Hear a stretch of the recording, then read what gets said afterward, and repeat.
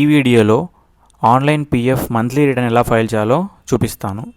So first వచ్చేసి మీరు payments మీద క్లిక్ చేయాలి అండ్ దెన్ ECR/రిటర్న్ ఫైలింగ్.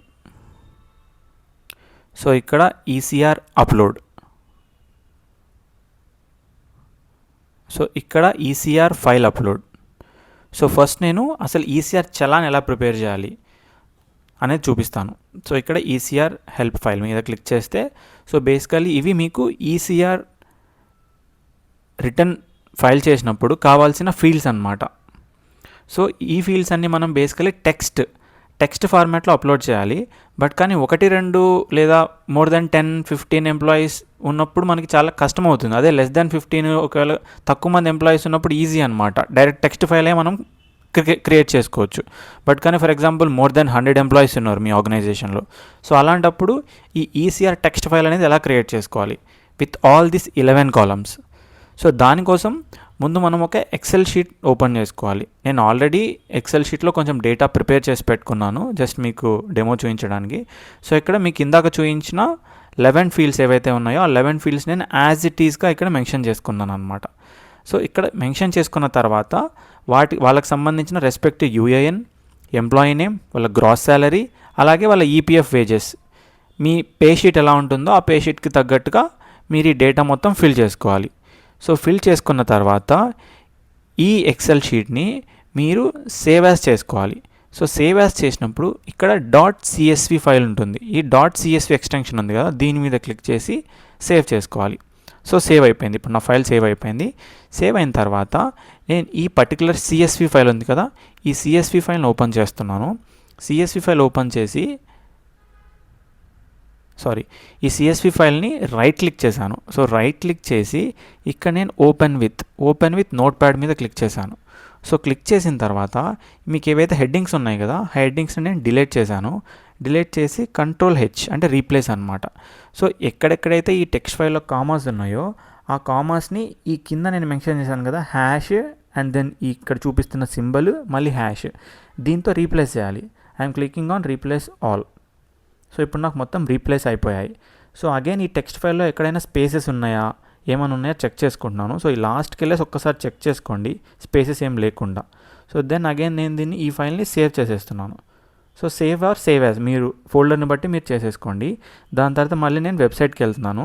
సో వెబ్సైట్కి వెళ్ళిన తర్వాత ఇక్కడ వేజ్ మంత్, సో ఏదైతే వేజ్ మంత్ ఉంటుందో సో ఆ వేజ్ మంత్ క్లిక్ చేసుకోవాలి. So for example I'm here clicking June. So June మీద క్లిక్ చేశాను.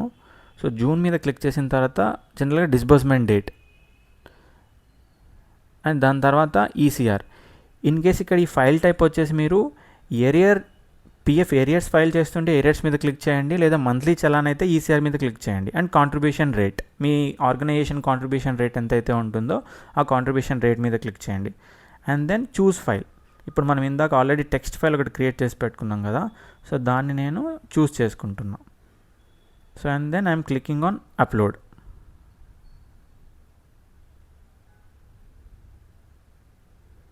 సో ఇక్కడ చూడండి, so file validation successful.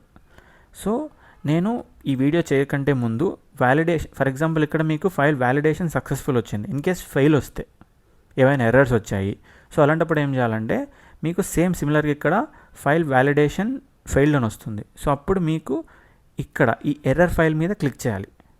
So click చేస్తే మీకు ఎర్రర్ ఫైల్ డౌన్లోడ్ అవుతుంది. సో ఆ ఫైల్ డౌన్లోడ్ అయిన తర్వాత ఏమేమి ఎర్రర్స్ ఉన్నాయో చెక్ చేసుకోవాలి. సో ఇక్కడ చూడండి, నాకు invalid UAN value found in line number 1. So ఇది నేను ఇంతకుముందు ఆల్రెడీ జస్ట్ ఎగ్జాంపుల్ కోసం ఫైల్ వ్యాలిడేషన్ ఎర్రర్ చూపించాను అనమాట. సో అవి మీరు చెక్ చేసుకొని మళ్ళీ you just go back to Excel file and ఆ UAN ఏదైతే నెంబర్ తప్పు ఉందో దాన్ని కరెక్ట్ చేయండి. కరెక్ట్ చేసి మళ్ళీ సేమ్ ప్రాసెస్ ఫాలో అవ్వండి. సో సేమ్ ప్రాసెస్ ఫాలో అయిన తర్వాత మళ్ళీ అప్లోడ్ చేసిన తర్వాత ఫైల్ వ్యాలిడేషన్ సక్సెస్ఫుల్ అని వస్తుంది. బట్ మీరు కొన్నిసార్లు వచ్చేసి ఈ వ్యాలిడేషన్ ఎర్రర్స్ ఎలా ఉంటాయంటే చాలా సింపుల్ ఎర్రర్స్ ఉంటాయి. సో అవి మీకు మల్టిపుల్ టైమ్స్ వస్తాయి. బట్ కానీ ఒక్కసారి రెక్టిఫై చేయండి. అంటే ఏదైనా ఒకటి రెక్టిఫై చేస్తే కొన్నిసార్లు అన్ని ఎర్రర్స్ కూడా మీకు క్లియర్ అయిపోతాయి. So don't go for particular row number 10లోనే మిస్టేక్ ఉందంటే దానికోసమే చూడకండి. ఒక్కొక్కసారి రో నెంబర్ 1లో క్లియర్ చేసినా సరే రో నెంబర్ 10, 11, 13 అన్నీ క్లియర్ అయిపోతాయి అన్నమాట. So and then next validation successful అయిన తర్వాత ఇక్కడ క్లిక్ ఆన్ వెరిఫై.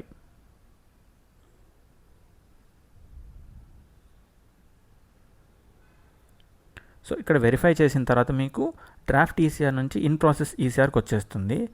ఇక్కడ మీరు ప్రిపేర్ చలాన్. సో ఇక్కడ మీకు డీటెయిల్స్ అన్నీ కనిపిస్తాయి అన్నమాట. ఏదైతే ఇందాక మనం చూసిన ఎక్సెల్ షీట్లో ఉన్న సమ్మరీస్ అన్నీ ఇక్కడ కనిపిస్తాయి మీకు. సో ఇది ఒక్కసారి మళ్ళీ మీరు మీ పే షీట్తో చెక్ చేసుకోండి.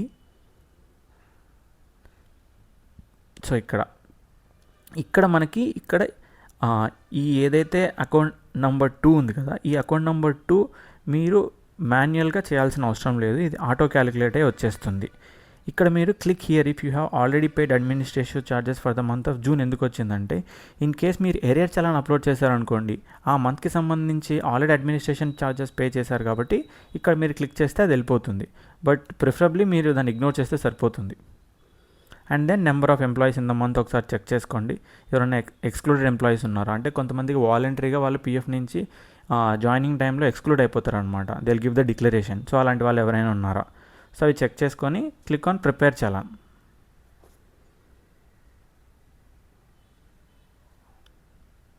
సో ఇక్కడ మీకు చలాన్ సక్సెస్ఫుల్గా ప్రిపేర్ అయిపోయింది. సో కానీ వన్ లాస్ట్ స్టెప్ ఏంటంటే ఇక్కడ క్లిక్ ఆన్ ఫైనలైజ్.